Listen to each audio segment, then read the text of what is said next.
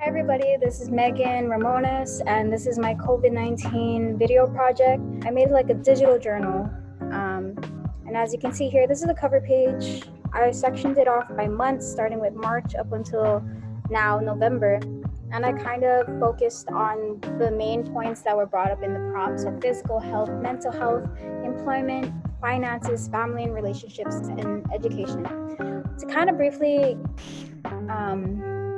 give you an idea of what it was for me at the beginning of the pandemic, I personally didn't take COVID-19 seriously just because I was more so focused on the fact that I finally had time for myself. I could finally, stay home. I don't have to commute anymore. I could spend time with my boyfriend at the time. I could pretty much chill. But then it wasn't until May and June, that everything kind of started to fall apart for me, and I started to get anxiety. I was really shaken by the idea of uncertainty, because for church, actually, they would keep extending this dispensation of going to Sunday Mass. We couldn't go to Mass anymore until May, but just the whole time from March to May of not going to church and just not having everything be the way it used to be, it started to sink in a lot more within those 3 months. And by June, I was a complete wreck. My relationship ended. I was having a hard time with my family because I was with them majority of the time. And I honestly thought I was taking good care of myself, but that month was just a complete realization that I wasn't. And personally, mental health is important to me.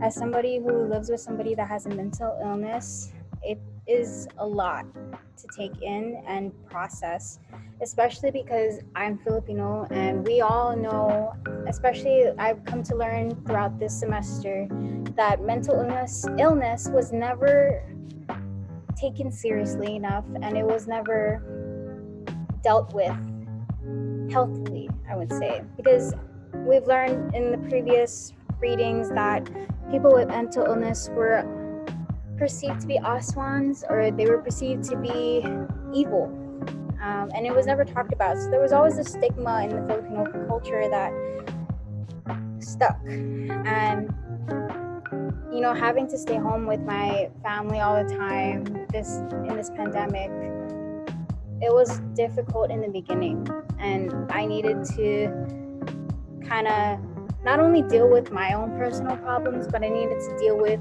my family. It really was my mental health, sometimes physical health, and relationships with other people that were taking a big hit. And during this time, because it is my last year of college, I was really thinking about my career and whether I made a mistake or not pursuing communications as a major. Was I supposed to become a nurse, pursue a career in the healthcare industry?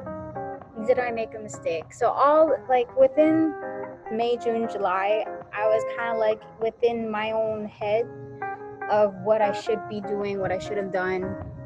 And then come August, September, October, I guess I kind of found this revival within myself to pursue the things that I care about, pursue what makes me happy, because that is what true success is. And I reflect on what success is in Philippine culture, and oftentimes that is pursuing a job that does provide for the family and ensure stability and security. And being a doctor, that is one job career that will bring you stability.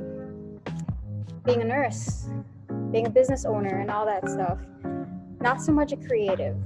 For me, I identify as a creative now, and that took me quite a while to accept. But if I could find 3 things to be grateful for from this pandemic, it'd be being able to find direction, being able to unlearn and relearn what it meant to love myself, and 3, being able to cultivate better relationships with my family. Even if it was terrible in the beginning, it allowed me to really sit with what was happening, all the bad. It made me sit with it and see how I can make it better. Even if it's like something so small as asking my mom if she's okay. One thing I realized over these past couple months is that the littlest things make the biggest differences. What we do to become better people ultimately affects how we move forward as a nation.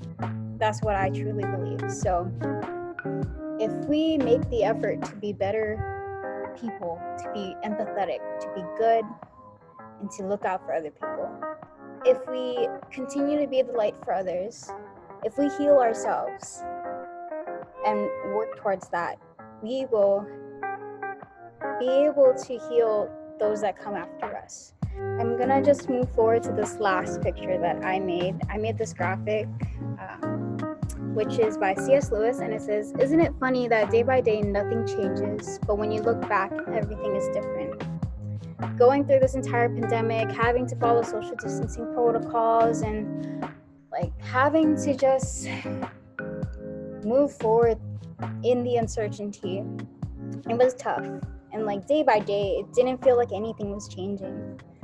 But through this project and by looking back from March till now, I see how much has changed, not only within myself, but in this world. For me personally, I'm focused on mental health and breaking the stigma against mental illness. And that is something that has cultivated within this time. And I'm focused on creating artwork that brings healing to people, whatever that may look like, whether that's videography, photography, graphics, or just being able to share my story, wherever I am allowed or given the opportunity to. And at the end of the day, to close this out, I guess, is just to encourage you guys to take care of yourselves. I hope you allowed this time, this whole entire pandemic, despite all the bad it brought, I hope that you are able to find at least 3 things to be grateful for and use that as fuel to make the world a better place. This is my COVID video reflection. I will provide a link to this journal if you want to read it in the description box. And I hope you are all having a great day. Take care.